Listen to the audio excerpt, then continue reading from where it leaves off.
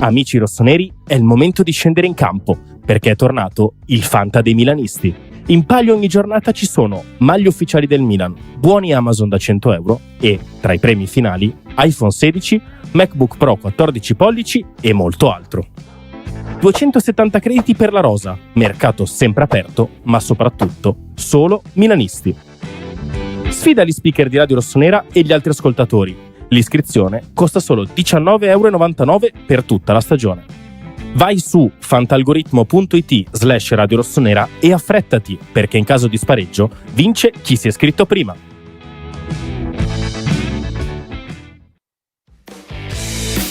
Settembre, tempo di rimettersi in gioco. Non solo sul campo, ma anche sui banchi di scuola. E chi ha detto che non puoi portare la tua passione rossonera anche lì? Con Euro Publishing il rientro è un gol. Le nostre riviste di Enigmistica sono il tuo allenamento perfetto per la mente, tra un'interrogazione e l'altra. E per i veri campioni di tifo? C'è il kit scolastico Milan, firmato Euro Publishing. Penne che segnano, temperini affilati, tutto per una stagione scolastica da protagonista proprio come il nostro Milan. Trovi tutto su Amazon, in edicola e nei migliori supermercati. E allora cosa aspetti? Euro Publishing torna a scuola davvero fuori classe.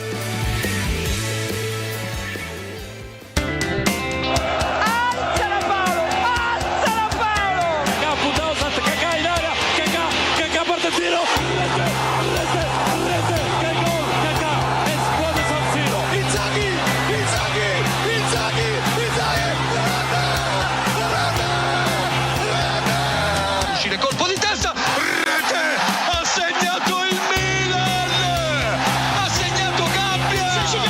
Serginho va, sono davanti al portiere, gol, 6-0, 6-0, Serginho, 6-0, ma dove siamo?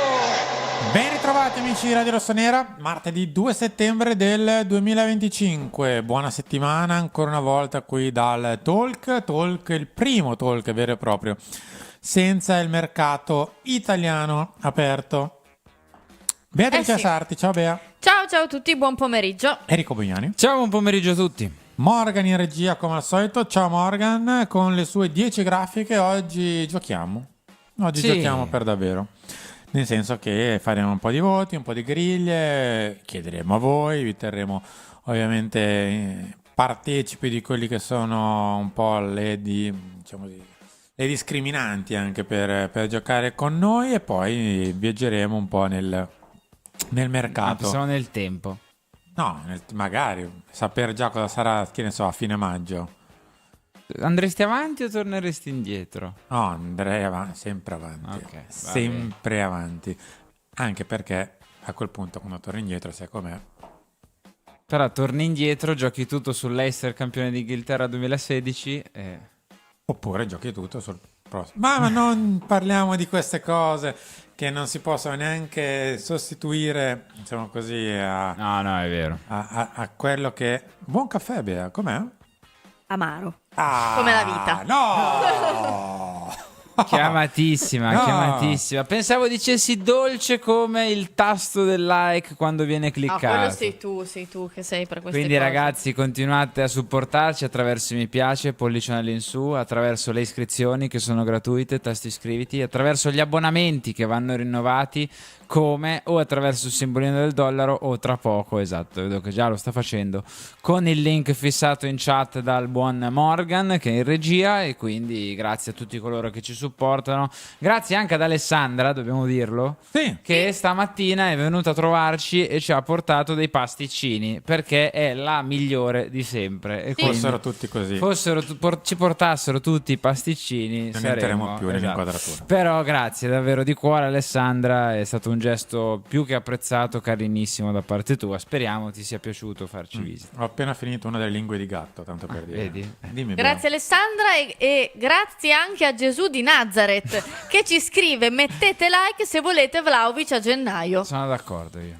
Caro Gesù di Nazareth, ancora è presto per te, ci vogliono ancora un po' di mesi, ma grafica numero 1, parlo con Ero un secondo, poi Bea Harry, noi non ci rassegniamo. No, Noi non siamo è finita qua. aggrappati con le unghie con non i è denti. ancora Mercato. finita. Calciomercato è ancora aperto. È sempre È calciomercato. sempre ed è ancora aperto. I mercati aperti in questo momento sono Arabia, 11 di settembre, Sì. Grecia, 12. Russia, Turchia, 12 settembre e poi Qatar il 16. 2 situazioni aperte in uscita per il Milan, Adli Benasser, e dobbiamo parlare di entrambi. E poi c'è la lista svincoli, la fantastica lista svincoli. Sì. Ho messo quelli che Transfermarkt reputa, grazie I migliori. al valore Transfermarkt, i migliori. Ovvero, in questo momento sono Takehiro Tomiyasu, che però vedete con l'icona dell'infortunio. Magari mettiamola a tutto schermo perché sennò è veramente Sì, Morgan, grazie. illeggibile. Mettimela pure a tutto schermo. Con i suoi 26 anni, una carriera che comunque sembrava essere molto più promettente, e poi gli infortuni l'hanno un po' Compromessa. compromesso. Sì. Poi c'è Josh Brownhill. Brownhill. Ma chi è? Non lo so. Non lo so. Zuma, per dire che anche lui sembrava avere una carriera diversa. Beh, Invece difensore poi... centrale, un po' di esperienza. 30 anni, eh?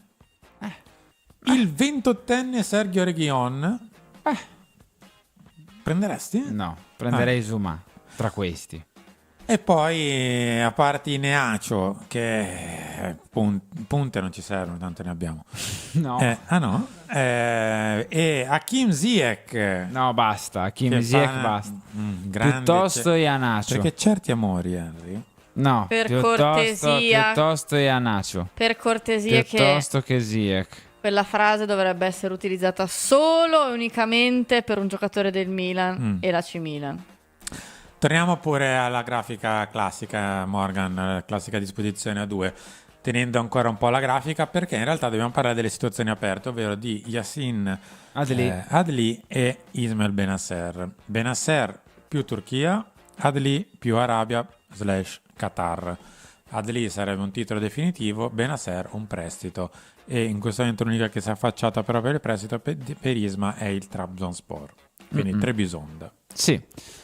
Sono due situazioni che vanno risolte più per il Milan, che ormai i suoi giocatori li ha, la sua lista ce l'ha, per i ragazzi che immagino non vogliano star fermi un anno. Ecco, Benasser avrebbe in teoria anche la Coppa d'Africa, ora non so se verrà convocato, perché comunque l'Algeria, tra la Ligan e altri campionati, ha un discreto numero di centrocampisti che giocano a buoni livelli, però comunque è sempre il voler giocare, immagino, che spinga un giocatore a sistemarsi un pochino.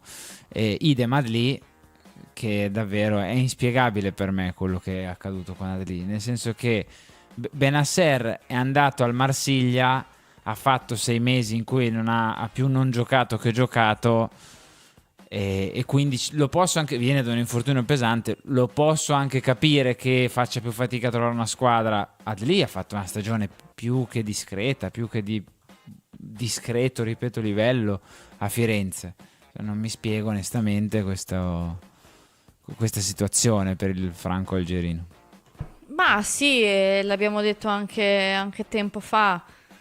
La situazione di Adli è difficilmente commentabile perché è stato trattato come un Orighi di fatto, ma non mi pare che sia andata così. Cioè, comunque l'anno scorso ha fatto la sua stagione, come diceva anche Harry, ha giocato ed è stato trattato davvero come un ex giocatore. Cioè, questo è il punto. Stavo guardando la cartella clinica di Tomiyasu, è veramente pazzesca. Insomma, questo ginocchio proprio Non guarisce. non guarisce, è ormai questione addirittura di luglio scorso. Quando poi questi ragazzi entrano in quei tunnel di quel tipo lì è anche difficile uscirne bene, nel senso che magari dici vabbè dai, provo, sto bene, gioco, e poi ti rifai male. Penso a Deulofeu da quant'è che sta dietro alla gamba? Cioè anni, ma veramente anni, no? Che dice sì, sto provando, e poi è difficile uscirne, molto difficile uscirne. Va bene, terremo d'occhio il mercato perché, come detto, ancora non è chiuso, quantomeno in uscita. In entrata, insomma, visto la lista svincoli, non credo che ci sia grandissimo margine per vedere qualcuno. Giustamente qualcuno in chat, lo stavo vedendo poco fa, vediamo se lo ritrovo, ci segnalava che di questi tempi, un anno fa, in quella lista lì c'era Adrien Rabiot. Adrien Rabiot, sì. Ma infatti sì. stavamo parlando proprio prima io e il buon Lorenzo fuori onda, e stavamo dicendo, ragazzi, Rabiot, io capisco che magari qualcuno possa dire speriamo sia il Rabiot della Juve, inizia ad avere una certa, tutti questi discorsi qua, ma è comunque un giocatore che l'anno scorso viene tesserato a praticamente metà settembre, fine settembre, inizio ottobre, senza aver fatto la minima preparazione estiva, se non allenandosi da solo, perché era già svincolato dalla Juventus, e lui, iniziando la stagione quindi un po' in ritardo rispetto agli altri, butta dentro 10 gol stagionali e trascina insieme poi agli altri il Marsiglia in Champions. Cioè, comunque magari tra gli svincolati qualche occasione la puoi trovare. Discorso 1, discorso 2, Rabiot per me ancora ne sa, come si suol dire. Prima di iniziare a giocare, devo ringraziare Stefano Parisi che ci ha donato 5 euro, ve lo dico da bolognese. A Tomiasu gli voglio un mondo di bene, molto forte, ma all'Arsenal ha avuto tanti infortuni. Da noi era terzino destro a 4. Insomma, sì, Grazie Stefano, intanto la donazione. era un bel giocatore, poi niente non era Beckenbauer, però era un... Purtroppo sicuramente gli un buon infortuni, difensore. ragazzi, hanno condizionato tante carriere. Cioè, io se penso all'infortunio di Simon Kier, arrivato nel momento forse migliore, no, della sua carriera, anche se comunque era già grande, diciamo, di età, no? Kier, però è arrivato nel momento più difficile della sua carriera e di fatto l'ha fatta Quasi terminare. quasi finire. Dobbiamo anche ringraziare proprio Alessandra, Sì, che ci ha donato anche 2,50 €. Ci scrive: è stato bello conoscervi di persona. reciproco. Sì, Grazie esatto. mille. Poi, cioè, nel senso, so che dallo schermo siamo più belli, però insomma, dal vivo questo quello è, insomma, questo dal passa vivo, al convento. Dal vivo questo siamo, esatto. Non trovo nulla da ridere se non nella grafica numero 2, quindi iniziamo a giocare, carissimi. Sì, c'è anche un rinnovo d'abbonamento. Luca Lotti, di Luca abbonato Lotti. con noi da 5 mesi, che ci scrive: svincolato Tomiasu lo prendo, ma che infortunio ha? Non ha più un ginocchio, purtroppo, Luca. Cioè ce l'ha, ma è da sistemare. No, ma è imprendibile in questo momento, dai.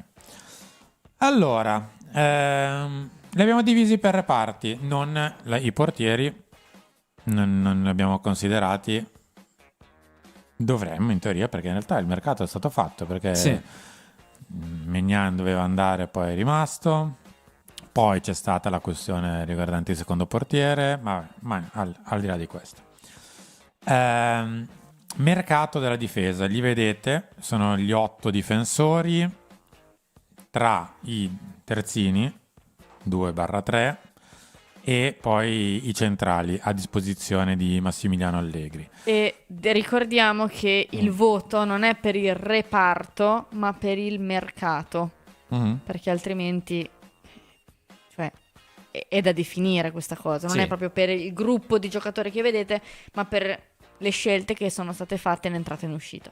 Posto che il mio è uguale. Il voto del mercato sarebbe anche Sì, il non voto cambia del tanto reparto. nemmeno il mio. Come mai basso?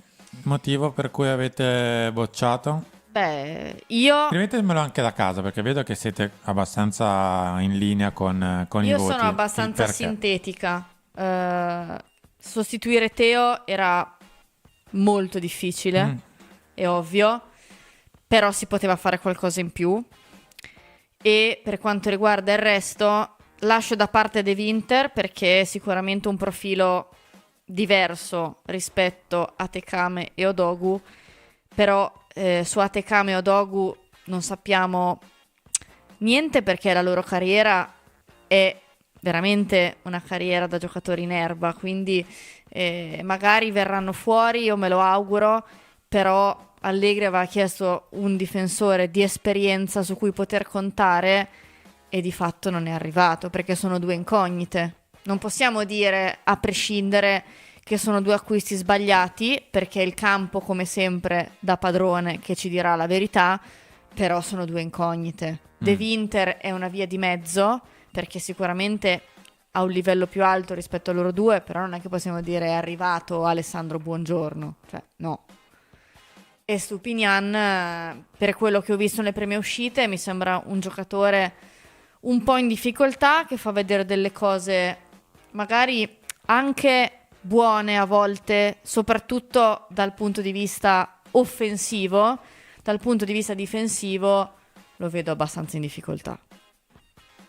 È molto semplice. Nel Milan, in un Milan competitivo, per me nessuno di questi giocatori qui fa il titolare. Punto primo, qualcuno forse fa la riserva. Detto proprio molto banalmente. Cioè non siamo nemmeno a livello di dire vabbè, sono dei ragazzi che farebbero i paratitolari. No, onestamente a me Pavlovic non piace.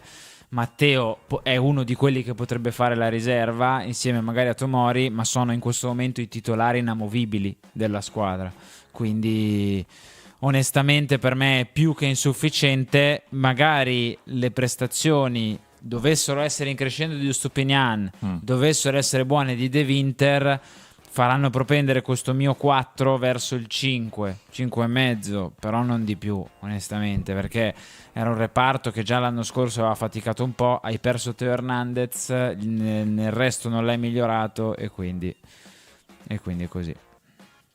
Ma io ho dato mezzo punto in più che altro perché insomma spero che quei 2 o 3 ragazzi che siano entrati possano essere discreti, che possano dare una mezza mano, soprattutto De Winter. Ecco, per il resto parto da una considerazione: non è né una difesa che ti fa giocare a 4, perché Stupinian da quarto a sinistra non so quanto sia affidabile, almeno al momento. Non hai un terzino destro affidabile al momento, non puoi nemmeno giocare a 3 bendato perché i centrali sono un po' pochi, e quindi non è né una difesa sicuramente a 4 né una difesa sicuramente a 3.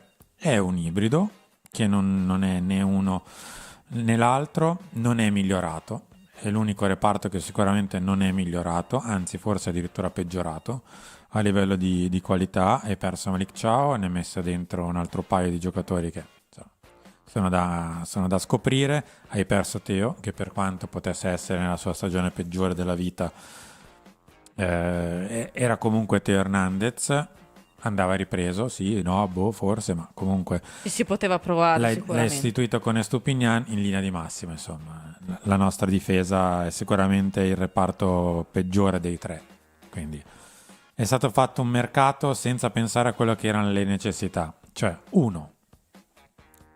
che ci serviva un difensore vero, perché in tutti quegli 8 che vedete non c'è un difensore sul quale costruire un reparto. Sono tutti magari buoni giocatori da mettere vicino a qualcuno che fa il re del reparto. Magari Gabbia insieme a un difensore centrale di livello diventa qualcos'altro, Tomori pure, Pavlic anche, eccetera eccetera. Non c'è un vero principe del reparto. Ci sono tanti buoni, discreti, altri anche forse meno del discreto giocatori. Ovviamente non è un giudizio su questi ragazzi in senso puro, cioè se sono loro a essere i paladini tra virgolette della difesa del Milan e ci provano anche, cioè è perché qualcuno ha creato il reparto così. Cioè ci tenevo a fare questa specifica perché cioè, non stiamo andando contro a Pavlovic, a Tomori, a Gabbia, a De Winter o a Stupinian. Cioè c'è qualcuno che ha scelto che Stupinian sostituisce Teo, c'è qualcuno che ha scelto che Pavlovic, Gabbia, Tomori o al massimo De Winter alla difesa titolare. Cioè un giudizio proprio all'operato, non ai singoli giocatori qua. È ovvio che è in parte compreso in questi voti, ma non è una cosa personale verso i ragazzi, perché loro giocano nel Milan, qualcuno fa il titolare, ci provano, si impegnano, e quindi che gli dobbiamo dire? No, ma chiaro. Detto questo, insomma, lo vedremo all'opera. Forse in una squadra un pochino più coperta possono magari reggere un pochino meglio rispetto al passato, che questo reparto, ma che ne so, sparso in campo come è stato sparso nelle ultime 2 stagioni, sarebbe stato un disastro. Sì. Magari coperto, con meno campo da coprire, eccetera, può fare un pochino meglio. La speranza è quella, le aspettative era quella di avere almeno un difensore centrale di esperienza, e non è arrivato al mercato. Termina il sondaggio intanto con il 67% che vota 4 come voto alla difesa, il 24% 5, l'8% 6, nessuno che dà 7, perché ci chiedevano di fare il sondaggio sul centrocampo prima di leggere i nostri voti in modo da non influenzare. Quindi Simo, faccio partire anche quello con voti un po' più alti, naturalmente. Ok, quindi sapete già che la prossima grafica sarà al centrocampo e prima ancora di influenzare, allora vi chiediamo il voto. Nel mentre devo ringraziare il boomer milanista che ha fatto l'abbonamento in Elite. Grazie mille! Quindi grazie a te per l'abbonamento, peraltro di livello superiore a quello base. Quindi grazie davvero per l'abbonamento, grazie anche a Via Hernandez, ovvero il Cicciarito, che per il 40° mese ha rinnovato scrivendo: ciao ragazzi, che bel mercato in difesa. Ironico. È ovviamente ironico, ma va bene. Non metterò insufficienze al mercato a centrocampo, mi sembra... Sì, cosa hai messo? Metto questi, hai dai. messo 6, 7, 8, 9? Sì, dai, non ha senso. Non penso che qualcuno metta insufficienza per il centrocampo. Il sondaggio è partito, iniziate a votare così non siete influenzati e direi che possiamo andare con i nostri. Ok, Morgan, mettimi pure la prossima grafica, la 3. Così non vengono influenzati.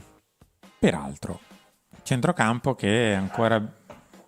Oggi ho riletto per caso, mi sono capitate per caso perché erano in studio, le dichiarazioni di Tare sul centrocampo, dove diceva che prima di tutto dovranno fare un play, prima di tutto è il reparto in cui spenderanno e cambieranno, che poi c'è l'idea assoluta di giocare a 3. Cioè, erano già state date alcune linee base. Morale, questo è il nostro centrocampo. Ovviamente ci abbiamo dovuto mettere anche Alexis, perché Alexis è l'unico vero esterno classico.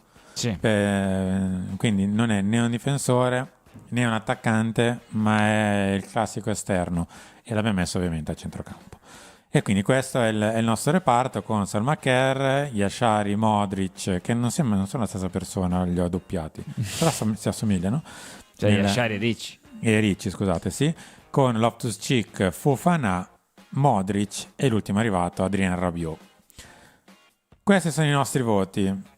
Io guarda, motivo il mio 7,5, poteva essere un 8,5, tolgo mezzo voto per la cessione di Reinders a una cifra per me non giusta, troppo bassa, e tolgo mezzo voto semplicemente perché dalle ultime dichiarazioni di Allegri sembra un centrocampo non assortito benissimo in base a quello che ha detto lui. Cioè io prima di quelle dichiarazioni potevo dare benissimo anche 8, perché comunque Modric non ve lo devo commentare io. Yashari ora ha avuto questo infortunio, è stato molto sfortunato, però io nella sua prima uscita sono stata piacevolmente colpita. Rabiot è un giocatore che, ecco, lui è una certezza, dato che prima in difesa parlavamo di troppe incognite. Su Ricci sospendo il giudizio perché a parte le amichevoli l'ho visto poco nelle gare ufficiali, e Alexis è un giocatore che io nella mia squadra ho sempre voluto, quindi sono contenta che sia rimasto, però ripeto, avrei dato 8 prima delle dichiarazioni di Allegri, che ci hanno fatto un po', non dico vacillare, però ci hanno lasciato un po' così. Allora, in teoria, per quello che ha detto Allegri, abbiamo Modric, Ricci, un mezzo Yashari per il ruolo di play, anche se è il ruolo che in questo momento vedi di più Yashari. Poi ci sono le mezzali, quindi Loftus, Fofana, Rabiot e l'altro mezzo di Yashari. E poi c'è Alexis, che dovrebbe fare l'esterno di destra e non ha grandissime alternative se vuoi fare l'esterno puro, perché uno se no è Atekame e fa il terzino, oppure Pulisic ma fa l'attaccante, oppure non lo so. Quindi se giochi a 5 è praticamente chiamato a essere titolare inamovibile. Questo è il nostro reparto. Tu, Henry, sei stato quello più parco. Sì, sono stato un po' più basso principalmente per 2 motivi, perché a me questo centrocampo piace tanto. Piacciono tanto anche i singoli, che ne fanno parte, cioè Yashar è un giocatore che già l'anno scorso mi aveva incuriosito, Ricci è un ottimo mestierante che può darci una mano, soprattutto perché mi sembra anche un ragazzo con la testa sulle spalle, a posto, che insomma sa il fatto suo. Modric non dobbiamo nemmeno commentarlo, e già ce ne siamo accorti. E Rabiot a me piace da morire, ma veramente da morire, quindi è un reparto che a me piace molto per come è composto. Il voto è un po' più basso per un paio di motivi, appunto. Il primo: cosa vuol fare Max con quei tre? Perché abbiamo preso tre che giocano davanti alla difesa per Max, cioè secondo Max, se poi hai due mezzali e ne avresti a questo punto solo tre per fare la mezzala, e due sono Fofana e Loftus-Cheek, abbiamo visto nelle prime, e il terzo era Rabiot, gliel'hanno comprato l'ultimo giorno. Motivo 1.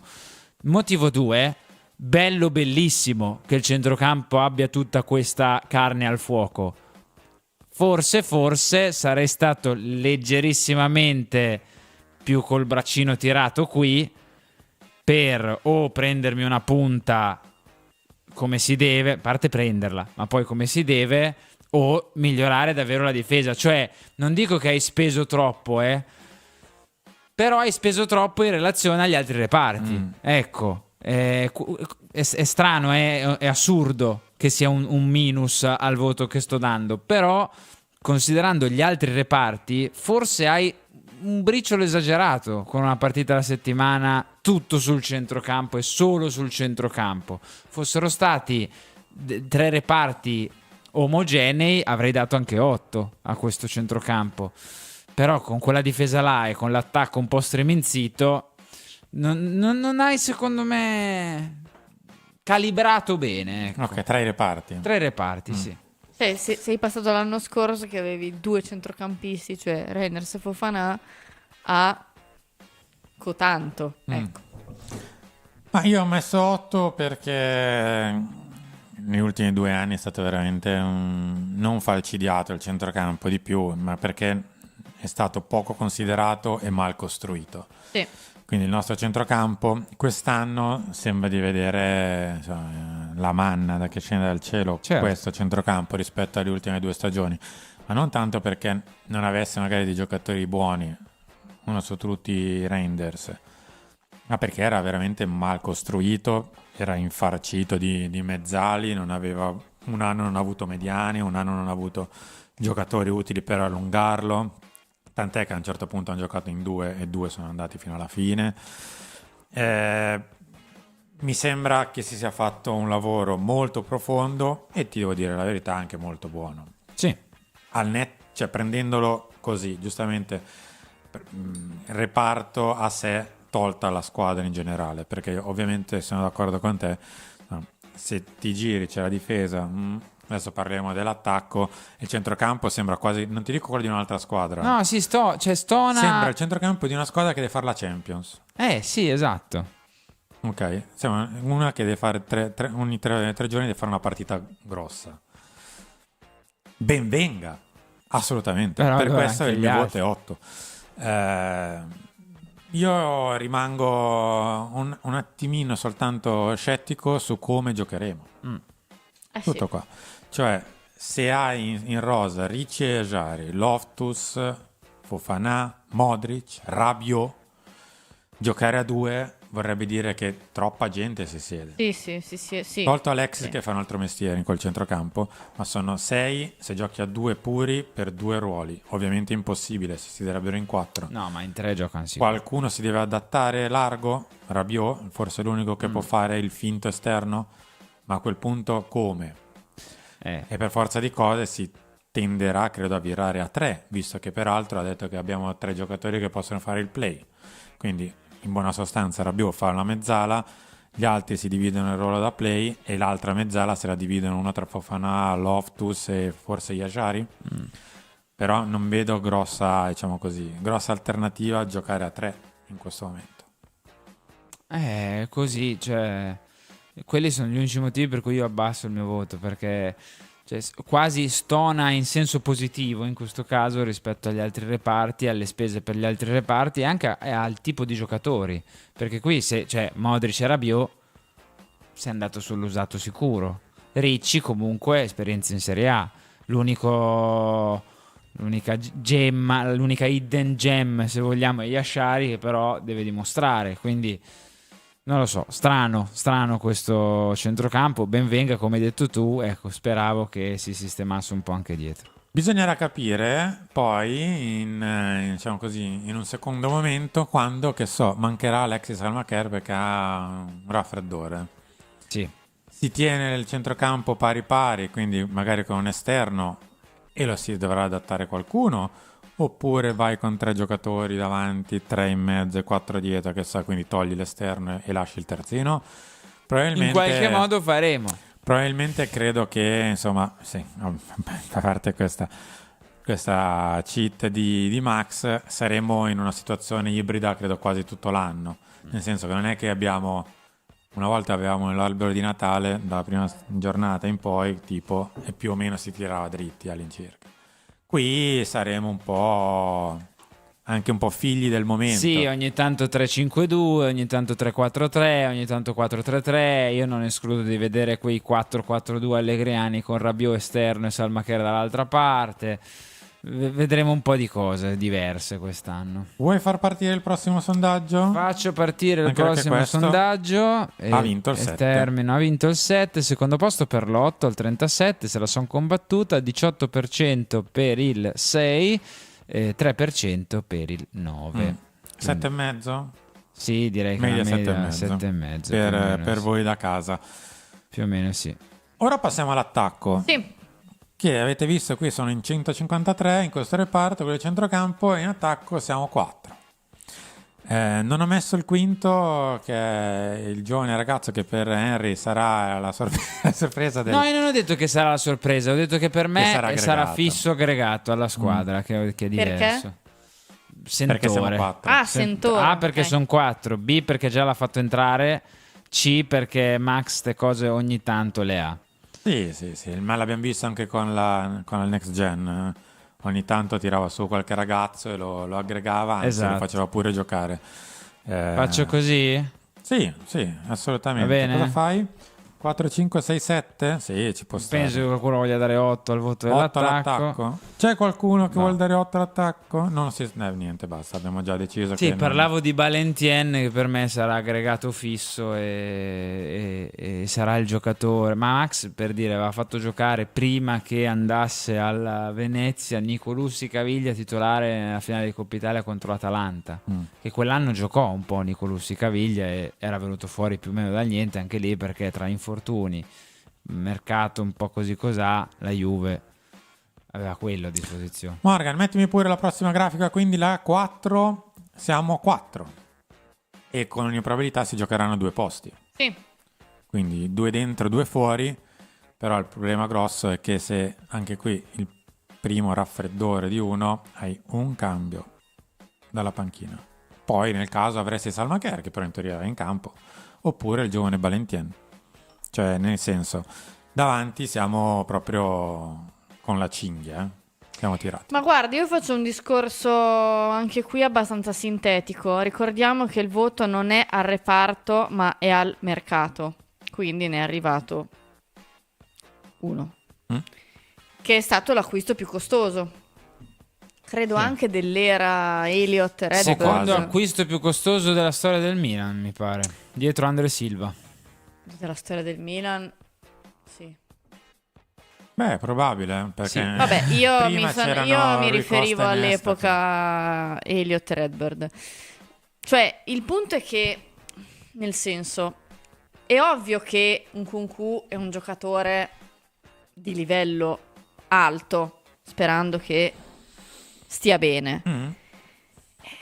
Però avevi bisogno di una punta anche in base alle sensazioni che ti aveva dato Allegri, cioè che non impazziva propriamente per Santiago Giménez. Quindi Santiago Giménez è rimasto, ora Max ci dovrà lavorare perché c'è lui, è rimasto e quindi è inutile non provare a recuperarlo. Però di fatto ti serviva la punta e la punta non è arrivata. Poi se Leao fa la punta, allora a questo punto cosa prendevi? Una riserva. Cioè, se l'idea è Leao punta, fine, hai una riserva di lusso e anche costosa come Santiago Giménez. Cioè, bisogna capire com'è il gioco. Sì. Perché se Leao fa la punta, non serviva nemmeno la punta. Perché se fosse arrivato Vlahovic, cosa facevamo? Allora, come detto, il voto è al Cioè, mercato. appunto, cioè bisogna decidersi, perché allora Leao fa la punta e quindi mercato dell'attacco 9. Però se arrivava Vlahovic, cosa cambiava? Cioè, bisogna capire com'è, diciamo, il disegno prima di dare un voto. Perché è ovvio che Nkunku è un giocatore di altissimo livello. Se prendiamo lui proprio e basta. Però se serviva una punta non si può dare la sufficienza. Allora, guarda, io ti dico, motivo anche il mio 5 per il mercato. I giocatori sono di qualità, è inutile certo. insomma, ma Rafa Leao è qua da 6 anni, quant'è che è qui Rafa ormai? Io parlo- inizia il settimo forse, sesto o settimo. Il mercato dell'attacco è il proprio figlio invece del Milan, cioè partito con un'idea, finito in un altro, chiuso in un'altra ancora, figlio del fatto che doveva avere un'altra punta insieme a Santiago Giménez di tutt'altro tipo, dichiarato peraltro dal dirigente Massimo dal punto di vista sportivo, cioè Tare, doveva aggiungere un'altra punta, poi sei andato virando su Nkunku, hai messo sul mercato l'altra punta, l'unica rimasta vera e propria fino all'ultima mezz'ora del mercato, cercando di scambiarla con Dovbyk. È stato un mercato dell'attacco proprio Frenetico e dilettantesco. sì. Frenetico e dilettantesco. Sull'attacco sì. Giustifico il mio 5,5. Io sono dell'idea che questi 4 giocatori sulla carta possano reggere e fare benissimo una stagione intera tra di loro, a alternarsi, subentrare, sostituire, turnover, chi titolare, chi no. Aspetta, scusa, ti interrompo. Il mercato dell'attacco ha anche 2 asterischi. Boniface con le visite e Harder quasi. Sì. Io non saprei, non sapevo che voto dare al mercato, perché dipende tutto da quel ragazzo col numero 18 che abbiamo comprato dal Chelsea. Perché sulla carta è un giocatore che, se ti gioca come ha giocato un paio d'anni fa a Lipsia, apriti cielo, cioè con Leao, con Pulisic, con Jimenez dalla panchina, è un bel attacco, è un bellissimo attacco, e forse farebbe aumentare il voto a 6,5-7. Cioè un giocatore da 25 gol, 20 assist negli ultimi anni che ha fatto in Bundesliga a stagione. Cioè stiamo parlando di uno che macina, e neanche poco, contando che in Bundes hanno anche meno partite perché sono 18 squadre. Però se è quello del primo anno al Chelsea che gioca 15 partite l'anno, di cui 10 da subentrato perché è sempre rotto, in attacco sono in 3 e sono sempre loro 3. Può essere 2, può essere 8 il voto al mercato del Milan, in questo dell'attacco del Milan. Il reparto più... Perché dipende tutto da Nkunku. Fa l'anno come a Lipsia? Sti grandissimi. Fa l'anno come al Chelsea? Che cavolo. Siamo nei grandissimi. Esatto, siamo nei... Quindi è così, è per quello che io do 5,5, perché è in bilico lì tra essere buono e essere non buono, proprio... Ma l'attacco era forte anche l'anno scorso. Cioè, se pensate un minimo, cioè quando tu parti che hai Pulisic e Leao, come fai a dare un voto sotto il 7 all'attacco? Al reparto. Cioè, al reparto, al sì, reparto, cioè, noi parlavamo il del mercato. Il mercato 3 settimane fa avevi io preso ve l'ho Boniface, detto, cioè non nel so se- senso, ma esatto, cioè tu non capisci, Non ci sarebbe stato Nkunku, cioè non si per dire. capisce il disegno qual è, perché se tu veramente credevi in Leao prima punta e basta, ti dovevi comportare da tale. Cioè Leao non è che adesso Leao è la prima punta perché non sei riuscito a prendere nessuno, perché se no, cioè se tu credevi veramente in Leao prima punta, non c'erano le voci su Vlahovic, non andavi a prendere Boniface, eccetera eccetera, è quello che sfugge, capito? Chiudiamo il sondaggio e andiamo al voto totale. Così, visto che dobbiamo chiuderlo, molti di voi si sono divisi tra il 37% il 6 e il 31% 5, poi il 20% il 19 ha dato 4 e il 13 7. Morale, cos'è? Un 6 meno? Sì, 5,5, 6 meno. Questo L'hai per chiuso? il mercato, sì, l'ho chiuso. Allora facciamo partire anche il sondaggio finale con voto complessivo Bene, sull'attacco, al mercato. più di tutti gli altri reparti, sarei curioso di sapere cosa ne pensa Max. Ma non sono così... non voglio essere cattivo. Cioè, sarei veramente curioso di sapere, Max, Cosa Per ne davvero, pensa? per davvero, cosa non in qualche pensa. modo faremo, ma per davvero cosa ne pensa. È partito il sondaggio, sul metti voto la 5, complessivo e Morgan? finale. Perché Max su un concorso qualcosina si è lasciato sfuggire, sulla punta pure. Sulla bio anche. Non è stato neanche troppo non diplomatico, troppo vago Allegri su un Nkunku. Mercato del Milan, tout court. Entrate, uscite, plusvalenze, ingaggi, è tutto. 3 Tutto. mesi. 3 mesi di mercato. Perché 5,5? Io come sempre sono la più cattiva. Gli ho dato 5,5, si alza di mezzo punto per il centrocampo e alcune uscite che sono state evidentemente ottime per quanto avevano reso i giocatori al Milan. Poi in realtà invece si abbassa, si toglie per alcune uscite, che insomma potevi anche forse farne a meno. Si è abbassato per la questione attacco, che è stato un delirio collettivo, comprese le punzecchiature a mezzo stampa. È stato abbassato sotto la sufficienza definitivamente per le ultime 2 settimane, in cui si è, a parte punzecchiati in mezzo stampa, uno che dice ha cambiato modulo e mi ha incasinato, l'altro che Qualcuno solo dove mette. poi nel mentre ti fa 3 richieste specifiche, ma dopo aver perso con la Cremonese, non prima, e dopo la Cremonese te ne chiede 3 e ne esordisci una. Insomma, e l'abbiamo rifatto nelle ultime 2 settimane, un giorno dopo l'altro, quindi il voto influisce per questo motivo qua.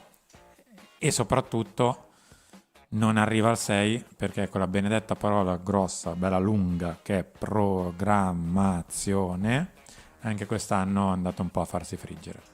Io motivo il mio 5 partendo dal fatto che sei arrivato ottavo e ogni tanto bisognerebbe ricordarsi di questo. Quindi tu sei arrivato ottavo e ad oggi non mi sembra che tu la rosa l'abbia rinforzata, anzi, soprattutto in un reparto come quello della difesa, l'hai per me indebolita.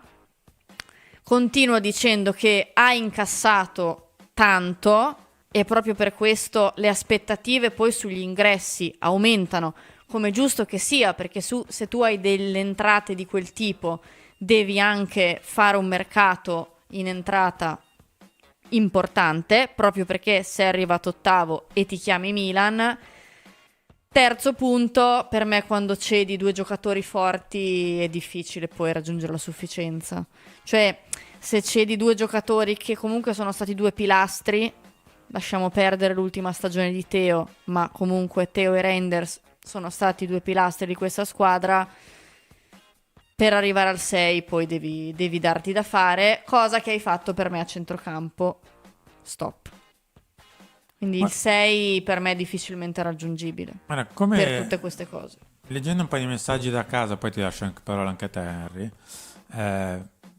In effetti, chiudete un attimo gli occhi e pensate: se doveste mettere in campo il Milan, primi 11, Maignan Sì, e Stupinian per forza di cose. sì. In difesa devi mettere forse un terzo tra De Winter.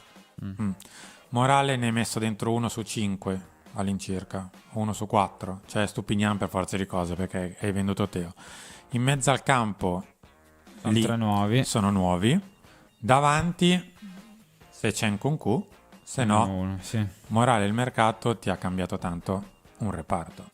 Sì. Gli altri, cioè quelli che ti sono entrati, non è che vanno a fare i titolari indiscussi. Forse in Nkunku. Ma guarda, io ti dico, questo mercato, il mio voto, il mio 5 più è un 5 che sarebbe stato 5 anche con Dusan Vlahovic.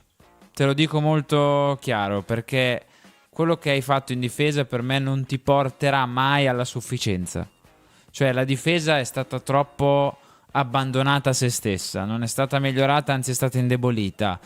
Giocatori con 1000 punti di domanda, cioè è un reparto che dal mio punto di vista è un errore da matita blu, cioè non avrebbe salvato il mio voto al mercato del Milan altre operazioni, cioè solo la difesa migliore l'avrebbe salvato, l'avrebbe portato alla sufficienza e magari poi anche più avanti.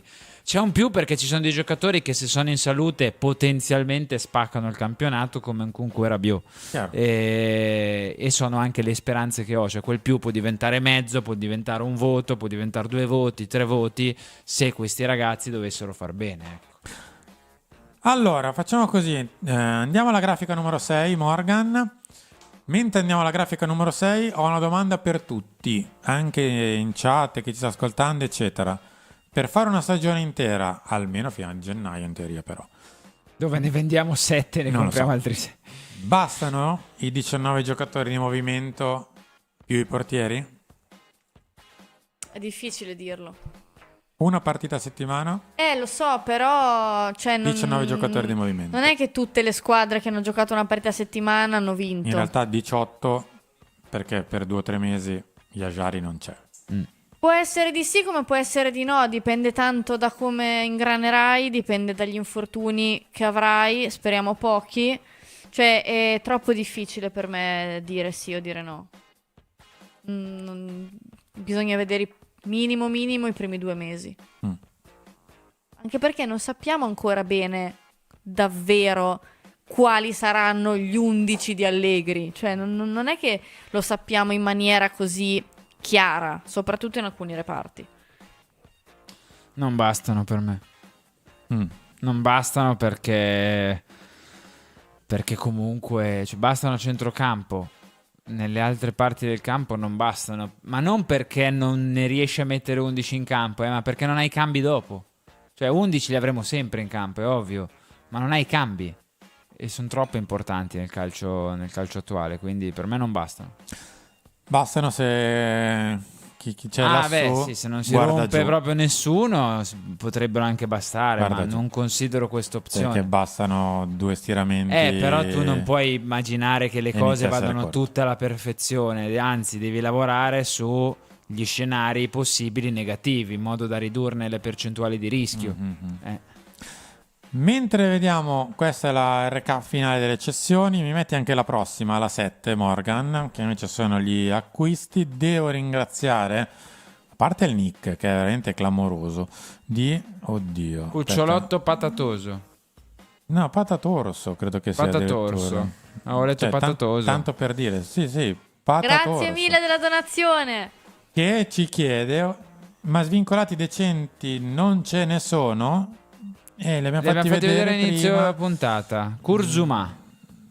Zuma, Region Basta. e basta, perché Tomiasu non ha più un ginocchio, quindi è difficile. Non è che è Carlo Teodori che ha cambiato nick, no, che quella è la sua cifra. Non credo. No, comunque grazie. Comunque. Anche Carol è abbonata da 7 mesi. Esatto, ringrazio anche Carol che ha rinnovato per il 7° mese, vedova di Teo e Tigi, mercato insufficiente. Grazie Carol. Ringrazio anche Andrea Skywalker che chiede: Lindelof come svincolato o è andato per Mi caso? pare sia andato. È andato, altrimenti sarebbe stato nei top degli svincolati. Ma oltre a Lindelof, insomma, altro al di là di tutto Alla Fiorentina. non c'è. No. Aston Villa, perdono. Mentira. No, perché doveva andare alla Fiorentina, Eh. poi è andato all'Aston Villa. Questi sono gli acquisti, con l'ultimo arrivato che è Odogu. Per chi se lo chiedesse, è un ragazzo molto giovane di 19 anni che arriva dal Wolfsburg. Oggi ho visto anche un paio di spezzoni di partite. Molto giovane, molto acerbo. Nei suoi, diciamo così, primissime apparizioni in Bundesliga ha giocato in una difesa 3 in mezzo, quindi non facendo il braccetto ma facendo il centrale di una difesa 3. Molto giovane. Molto giovane. Ha in questo momento un pochino perso la nazionale, nel senso che era titolare della nazionale under 17 che ha vinto gli europei, e nell'Under 17 la Germania negli europei era un comprimario, ma c'era. Al Mondiale Under 17, che è stato vinto sempre dalla Germania, era un titolare. Nell'Under 19 invece qualcosina invece è andato un po' più storto, ha perso un po' il giro. È molto molto giovane, nient'altro da dire, insomma. Il problema è che in teoria, cioè, non è che l'hai preso a 500.000 euro, ma ce ne hai messi 10 in tutto, o divisi per parte fisse e bonus. Va bene. Allora, prima di fare prima di le grafiche torniamo in studio, perché non so voi, ma noi siamo in clima asta, ma quando insomma si vuole giocare al Fanta, perché è questo di cui stiamo parlando, c'è un modo per farlo solo tra tifosi milanisti, insieme a noi, contro di noi, tramite Fantalgoritmo. Quindi www.fantalgoritmo.it, c'è il link anche nella nostra descrizione, l'ho anche appena fissato in chat Morgan, quindi potete cliccare anche lì per iscrivervi al Fanta dei milanisti con noi. 270 crediti, 3 portieri, 8 difensori, 8 centrocampisti, 6 attaccanti, per vincere ogni giornata premi come maglie del Milan ufficiali e buoni Amazon da 100 euro, e alla fine del campionato il super premio, che è un MacBook Pro da 14 pollici. L'iscrizione costa 19,99 solo e soltanto appena entrate, appena diciamo vi iscrivete, quindi non dovete pagare poi questi 19,99 più volte, una tantum, solo una volta, solo all'inizio, per vincere settimanalmente poi dei premi dal valore ben più alto. Quindi non perdete tempo, iscrivetevi www.fantalgoritmo.it, oppure il link che ha fissato Morgan in chat, e chissà, magari riuscirete a portarvi a casa qualcuno dei premi. Se si arriva a pari punti, devo dire anche questa cosa, ed è più che probabile perché molti avranno le stesse squadre, viene premiato chi si è iscritto prima, quindi non perdete tempo. Allora, iniziamo a parlare di griglie. Grafica numero 8. Eccoci qua.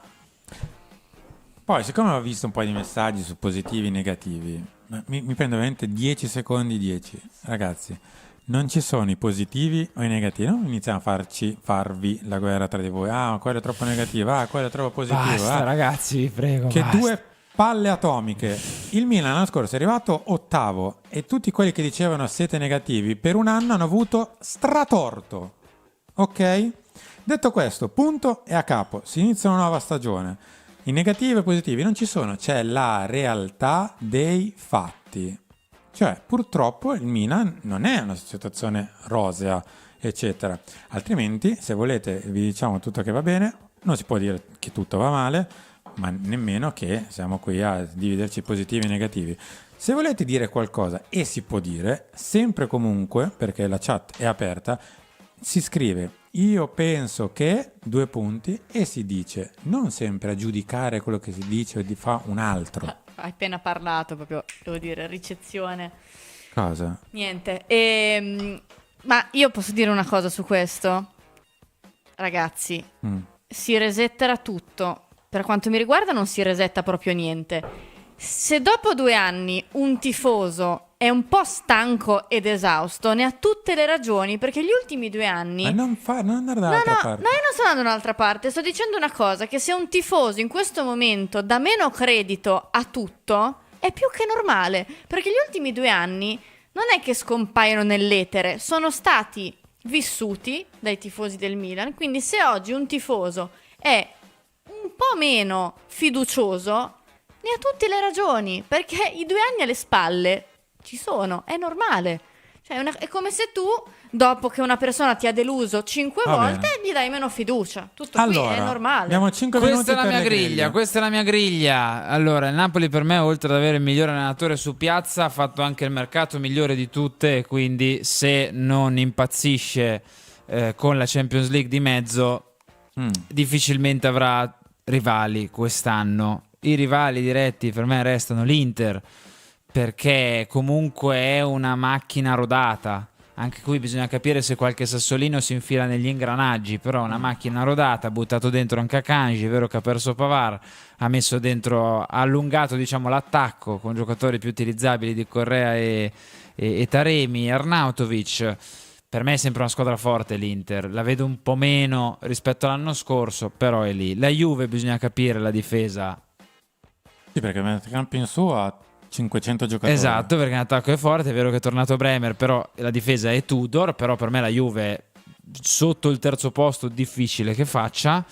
Metto il Milan quarto perché io continuo ad aggrapparmi a quella volpe di Max Allegri ed è l'unica cosa a cui mi aggrappo insieme a Rafael Leao, bene o male.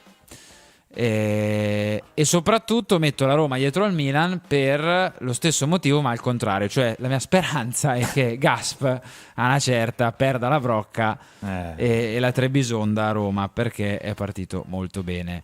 Sono più speranze che previsioni. Se però queste cose accadono, per me alla fine queste 6 squadre qua sono quelle che si giocano i 4 posti Champions con queste gerarchie qua, ecco. Poi sì, potrò cambiare, invertire una posizione con l'altra, invertire un quarto con quinto, secondo con terzo, eccetera, però bene o male è questa la mia griglia.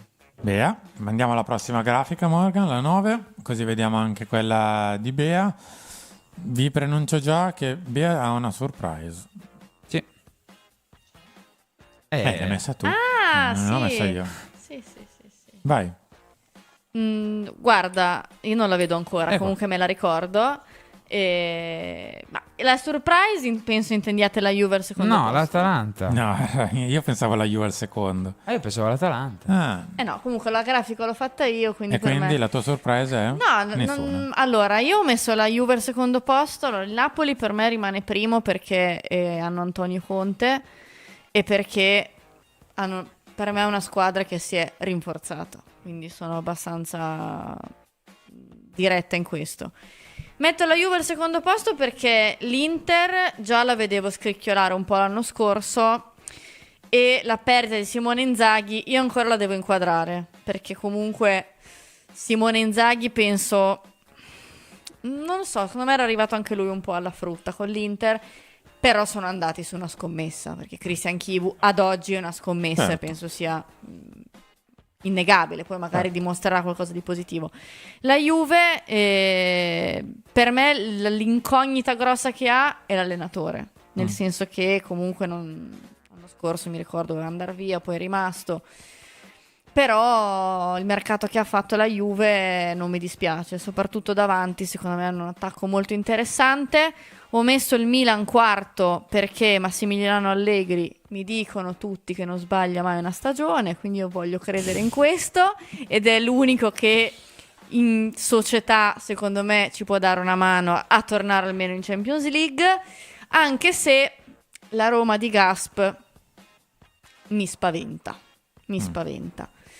Ho messo l'Atalanta lì perché secondo me a breve cambia allenatore, se non l'avrei messo Quindi anche più. ce la fa a sollevarsi. Io non so perché abbiano scelto Juric, con tutto il rispetto, però... Una mezza idea ce l'ho, ma non la posso dire in onda. Però, Mi metti la mia, ecco, Morgan? questa Che è la mancano 2 mia, minuti. è la mia spiegazione. Io forse ce l'ho davvero la surprise allora a questo punto. Sì, tu sì. Perché io ho lasciato scivolare via il Milan dalla Champions League. Ah, Sì, perché per me il problema grosso del Milan è uno e ce l'ha ancora lì.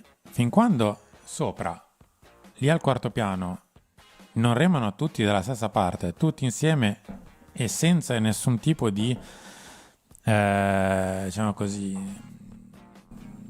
di divisione, di contrasti, eccetera. Noi possiamo fare i discorsi che vogliamo sulla rosa, sull'allenatore, sulla positività, la negatività, metteteci dentro tutto quello che volete. L'anno scorso il Milan non ha la rosa per arrivare ottavo, no, assolutamente. è arrivato ottavo. Il problema del Milan è che se non sistema la testa, il corpo, le gambe, i piedi non vanno.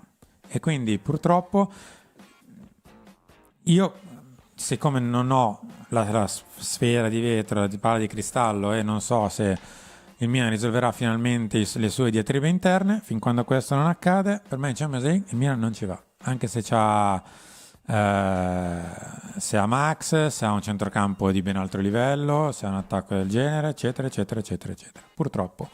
Questo è il mio pensiero. Perché la Lazio sesta se pochi minuti prima della diretta mi hai detto non lo so. Sarri vince lo scudetto? Scusa, non capisco. Non lo so. No, sto scherzando. No, ho fatto notare che la Lazio, quando non ha avuto impegni con Sarri in panchina, mi pare sia Seconda. arrivata seconda. Seconda, sì. Io ho avuto un po' più di ottimismo sul quarto posto perché secondo me a livello di panchine molte squadre hanno fatto un downgrade.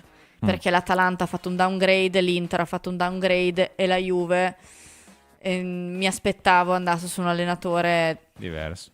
Sì, rimango su quello. La Roma è il mio punto di domanda più grosso. Può essere seconda come può essere settima. Può essere più, ma può essere ferro. È veramente il più grosso punto di domanda di tutte. L'Inter, la rosa c'è, perché non è stata smantellata. Però anche il Milan l'anno scorso aveva una rosa. No, ma nel senso è rimasta la stessa dell'anno scorso. Sì. Per me non può degradare no, tantissimo, esatto, anche per né me. esplodere tantissimo. Fabio ci scrive addirittura che l'Inter non arriva tra le prime 4. Mi sembra un tantino eccessivo, Lo posto spero, che ma- firmo oggi. Sì, ma anche col sangue, però Però non lo so, non credo. A me quella Lazio lì un po' mi sa di Beh, incognita. ma che ne sai, magari fanno Napoli-Juve, Lazio-Roma e Milan e Inter fuori dalla Champions, come negli anni Banter, che ne sai? Ma in tutto questo, e chiudiamo, torniamo pure in studio, nessuno, neanche in chat, forse ho visto un paio di volte in chat, si è fatto sfuggire il Como.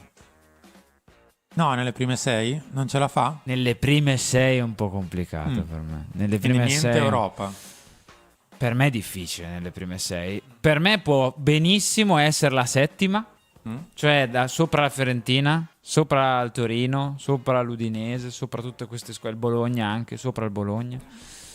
Sopra queste 6 qua la vedo un po' complessa. E la Fiorentina... Fiorentina per me è un miracolo se arriva nella parte sinistra di classifica. La miseria. Per me è così, addirittura. Ricorda che sono state appese determinate cose in Per me è spogliatoio. così, poi magari sbaglio, poi magari davvero fan quarti e Stefano avrà fatto lui il miracolo, però non lo so. Per me è finita un po' la magia a Firenze.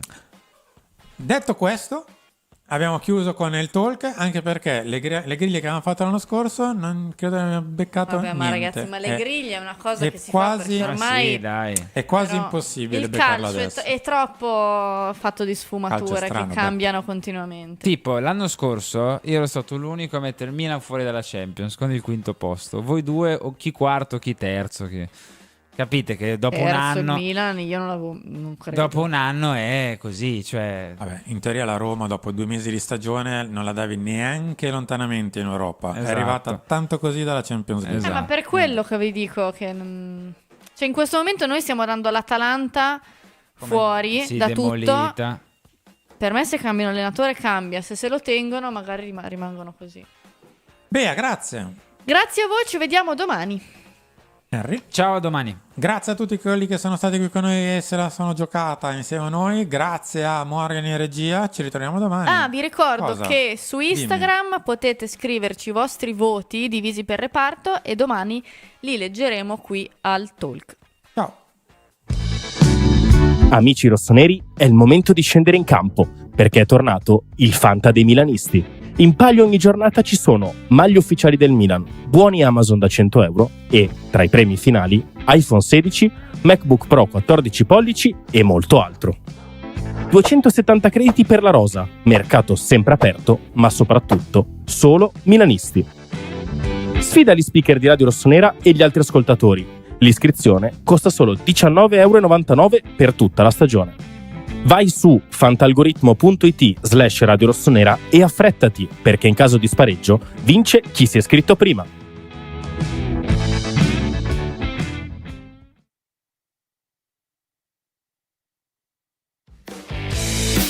Settembre, tempo di rimettersi in gioco. Non solo sul campo, ma anche sui banchi di scuola. E chi ha detto che non puoi portare la tua passione rossonera anche lì? Con Euro Publishing il rientro è un gol. Le nostre riviste di Enigmistica sono il tuo allenamento perfetto per la mente, tra un'interrogazione e l'altra. E per i veri campioni di tifo? C'è il kit scolastico Milan, firmato Euro Publishing.